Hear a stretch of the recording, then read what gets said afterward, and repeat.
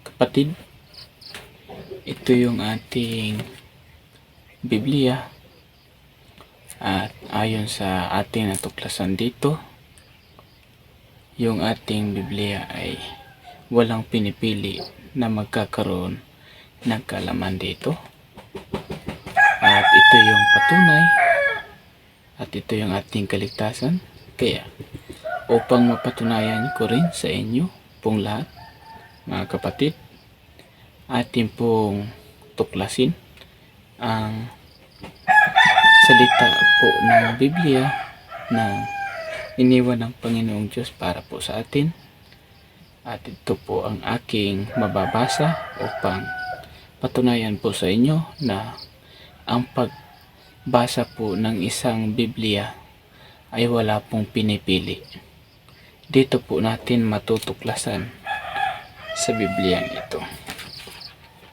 Dito po sa paninimula pa lamang, ito po ang ating nakalagay at ipapalinaw po natin yan.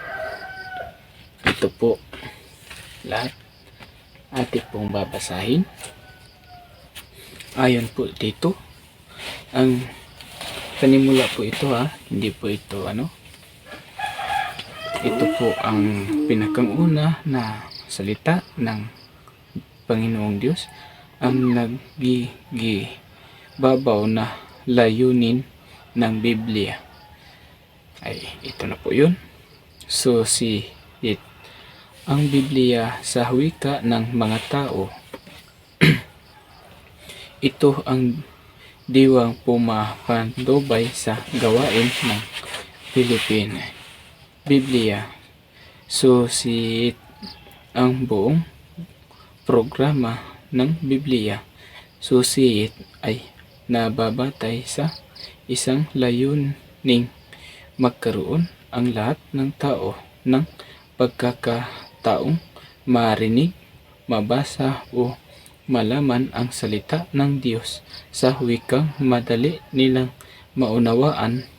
Ito po, mabilis daw po nilang maunawaan, nakalagay po, maunawaan at sa halagang kaya nilang bayaran. Ito po ay ayon po sa ating nabasa, hindi po natin ito dagdagan, hindi din po natin bawasan, sapagkat nakalagay po sa Biblia na ang Biblia po ay hindi po natin dapat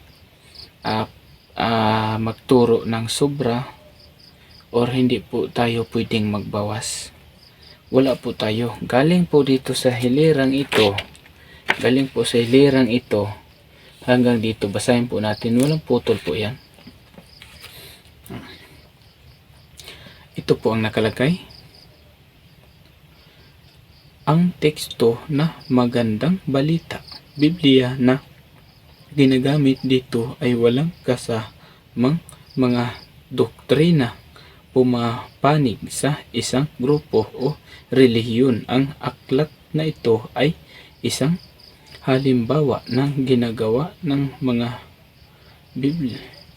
Biblia susiet upang matugunan ang pangangailangan ng mga tao tungkol sa salita ng Diyos.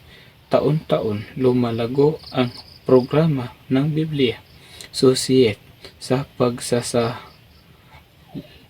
ng Biblia sa wikang ginagamit ng mga tao sa maraming mga bansa at wika.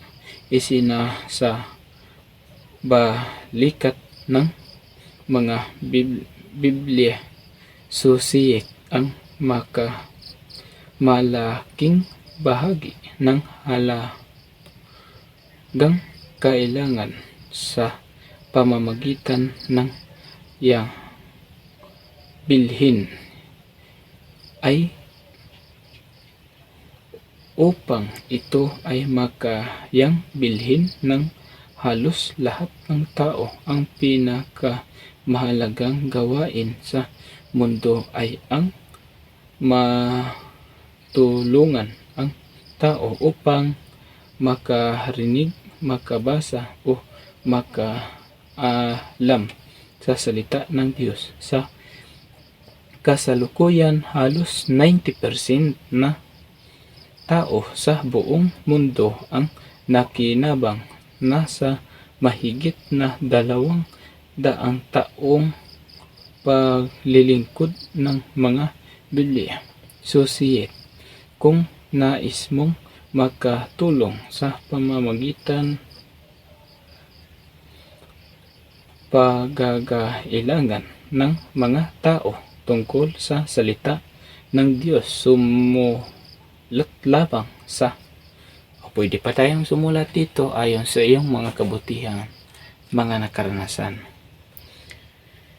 Ito po ay siya pong nagpapatunay na ang ating pong binasa ay katunayan. So ito po ang ating inubos. Wala po tayong dinagdag, wala po tayong binawas. Ito po ay kasalukuyan niyang nakalagay. Sa totoo lang po, sa aking pong experience, ito po ang aking Biblia ay ito po ay sinauna. Ito po ang bagong salita. Ito po yung lumang salita, yung nasa kabila. So sa totoo lang po, ako'y labis ko pong pinagsikapan na maintindihan ang pagbasa ng isang Biblia upang makabahagi po ng mensahe para po sa mga kapatid natin dyan. At alam niyo po, ako po talaga ay hindi ko po ipagkakaya itong aking binabahagi sa inyo, sapagkat lahat po tayo ay dapat matuto sa ganito upang tayo po ay magkakaroon ng mga respeto o ano pa po ang ating pwedeng gawin na may takot po tayo sa Panginoong Diyos.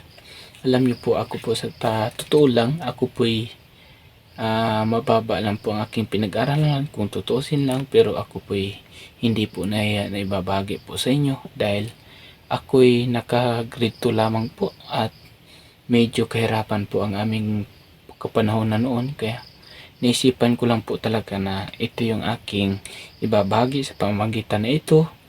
At araw-araw po busy tayo sa ating mga gawain, sapagkat nagkaroon po tayo ng isang time o hindi po natin pwedeng iwalang bahala ang ating oras para po dito sa ating kaligtasan sa Biblia pong ito. At sana po kayong lahat maintindihan nyo po ang aking mga binasa. Subalit mahina lang po ang aking pagbasa nito, sapagkat kararating ko lang po galing sa laot dahil mahina po ang pauli. Ito po ang aking binabasa upang ibahagi po sa inyo. Ang oras po natin ngayon ay 1:00 po ng gabi. 1:00 po. Kaya hanggang dito lang po ang ating video, mga kapatid. Gusto niyo lang pong dalawin ang ating channel sa YouTube kung kayo po ay gusto niyong malaman po ang buong detalye dito. Ang aking pong YouTube ay tulad po ng isang Biblia. Yun lang po. Maraming pong salamat. God bless po. Ingat po tayong lahat, mga kapatid.